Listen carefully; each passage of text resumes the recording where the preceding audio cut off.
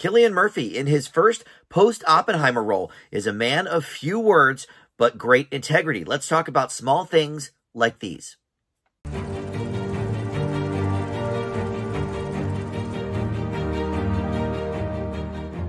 Hey guys, Dan here. This is Dan Reviews It. Welcome to my movie review for Small Things Like These. This is featuring Cillian Murphy, and a man of few words, this character, but we'll get into it here in just a moment. But first, let me welcome you back to the channel. If you are one of my subscribers already, thank you so much for that. Always love having you guys return to the channel. But if you're not, please consider subscribing, click that notification bell, and just like the video, comment below. All that stuff, of course, helps the channel out tremendously.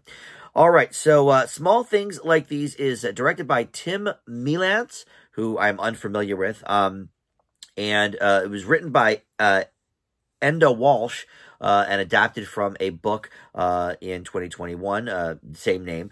And this is all about the infamous Magdalene laundries in Ireland. And they're so infamous, I did not actually know about them, though. So, you know, this may be an eye-opening movie for some, especially when we see the sort of the postscript at the end of the movie about, you know, what was going on and how horrific it was and how long it lasted, too, you know, into more recent years, into the 90s. So this movie takes place in 1985, around Christmas time, and we have Bill Furlong, played by Cillian Murphy, who is a coal merchant from a small Irish town called New Ross. He's also the father of 5, and he is, you know, a really nice dude, well-meaning, always out to lend a hand. You know, he sees one of his daughter's classmates, you know, walking on the side of the road and gives him the little money he has. You know, these are not people who come from riches, for sure, but, you know, they live as happily as they can. They live modestly, and, you know, their house is full of love. But he is a stoic dude, and you know, sometimes his wife isn't sure even what to make of him, and as such, I think, unfortunately, sometimes the audience is not sure what to make of him. So look, this movie has, obviously, its heart, you know, in the right place. It's, you know, wanting to shine a light on these horrific events that took place in Ireland, and I'm sure this is a more famous, you know, sort of era in Ireland than it is in the U.S. You know, maybe there's a lot of people here that know about it too. I never heard of, you know, what is it, the laundries, the Magdalene laundries. I never heard of it. So this was all new to me. And this movie doesn't really shed a whole lot of light on what that even really is, because the whole movie is essentially from his viewpoint. So we don't really get to see what really is going on in the convent, and that's, you know, okay. We don't need to necessarily see all of the horrors going on in there, but it would have been nice to actually have a little bit of, you know, breadcrumbs along the way, because I really, for the first, I would say, hour of this movie, and it's only like 93 minutes or something like that, for the first hour of this movie, I really did not know what was going on.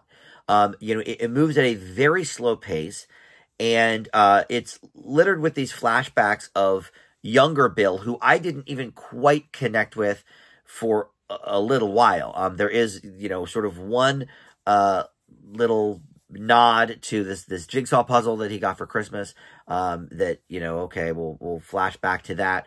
But I wasn't quite sure what the two, you know, counterparts had to do with one another until a little while into the movie. I was like, oh, okay, that's a younger version of Bill. That's you know, Cillian Murphy as a kid, or whatever. But even that, with the flashbacks, we're also left with some questions about some of the things that happened. And I don't want to go into details with that, you know, because I think then we may be leading into spoiler territory. But I was certainly left with some questions about what was going on with that.